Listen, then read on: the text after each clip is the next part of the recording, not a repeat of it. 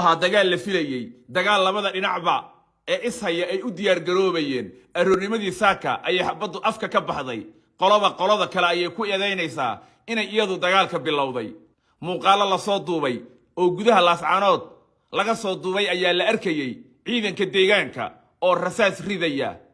ciidankaasi ayaa ahaa kuwii laascaanood maalmahanba ku jiray dhimashada dhinaca ciidanka laascaanood jooga ee gudaha magaalada ku jira waa 11 qof dhaawacuna waa 3 oo isbitaalka guud ee magaalada ayaa la geeyay dhinaca Soomaaliland sidoo kale dhaawac iyo dhimashaba waa ay jiraan inkastoo tiro rasmi ah oo naloo xaqiijiyay aysan jirin dagaalka saaka wuxuu ahaa mid xitaa garaadada dhaqanka ay dadku ku guubaabinayeen iyagoo leh hal isdifaaco oo guryaha hal laga difaacdo dadka ku soo socda garaad jaamac garaad Ismaaciil ayaa salaadiinta dhaqanka u sheegay inaysan magaalada ka bixin waxayna u muuqataa in reer laascaanood ay xabadan dhacaysa hadda isku wada raacsan yihiin Soomaaliland iyadu waxay dagaalkan ku eedeynaysaa garaado ay sheegtay inay nabadiid yihiin waxayna ku tilmaamtay ciidankan dagaalamaya kuwa xaq jir ah oo argagixiso ay ku sheegtay waa siday iyadu hadalka u dhigtay laascaanood gabi ahaanba waxay gashay colaad toos ah shacabka ayaana qayb ka ah oo dagaalka dhinac kaga jira waxaa la arkayaa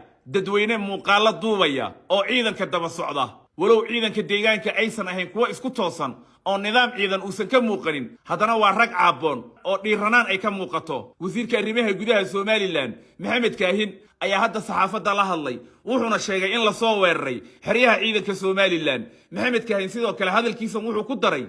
oo uu ku baaqay in nabadda laga shaqeeyo dagaalkan saaka dhacay wuxuu ku soo beegmay iyadoo barqanimadii maanta golaha dhaqanka ee deegaanada CCC ay ku dhawaaqeen go'aamadii maalmahan laga sugayay go'aamadaasoo inta badan ba ahaa kuwa la sii odorosayay